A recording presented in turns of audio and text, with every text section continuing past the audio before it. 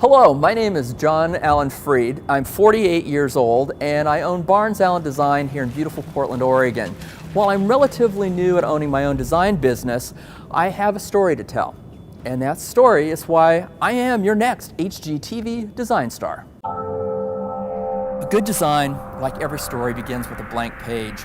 My story begins in a small Oregon lumber town.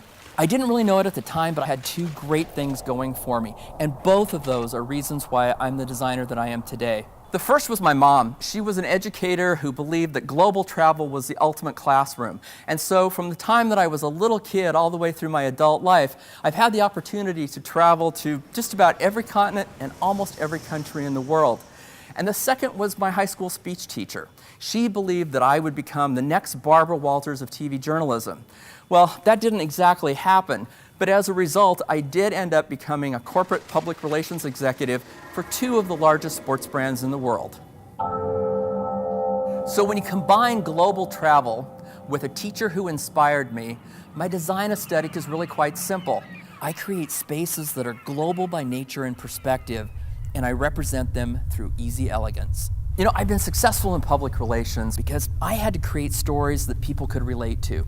Content was tailored to audiences' nuances, and ultimately that created emotional and persuasive connections.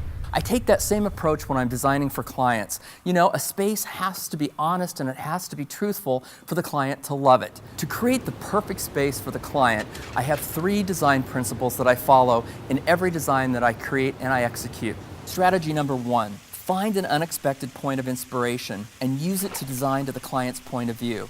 For example, it could be a collection of beautiful glass vases, a treasured piece of furniture, or some special Chinese carpets. All of them have emotional connections to the client, and taking that becomes a centerpiece of each and every design.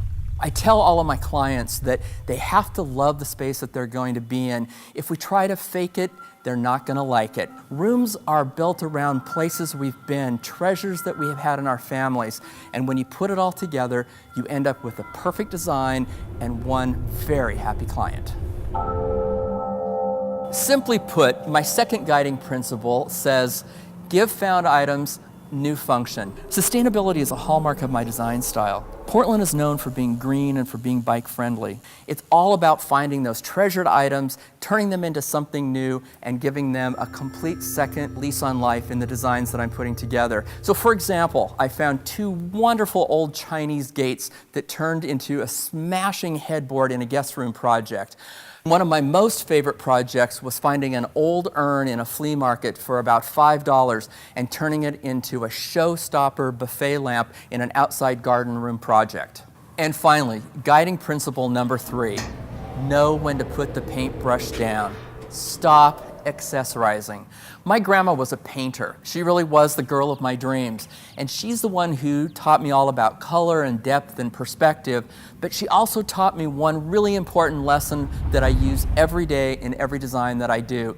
She always used to say to me, John, know when to put the paintbrush down. Stop it or you'll ruin the painting. And the same can be said about accessorizing. Stop the insanity. I've seen too many designs where people over-accessorize and the room becomes suffocating. So I simply say to my clients, a little is good, a lot is way too much. My story is one relevant to the changing face of America. I started out as a small-town misfit who hit it big time in the corporate world. But like so many in America today, I received that call from the corporate HR department. 15 minutes later, security walked me out of the building just like a criminal. I had no job, no income, and after 20 years, no identity. But I found myself through my love of design and ultimately opening my own design business. But there are people out there in America who were just like me.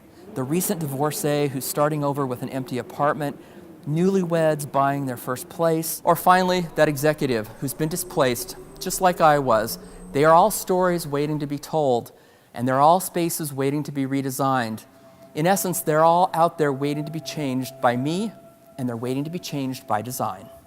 Einstein once said, imagination is everything. It's the preview of your life's coming attractions. Design is my imagination, and HGTV Design Star is my next coming attraction.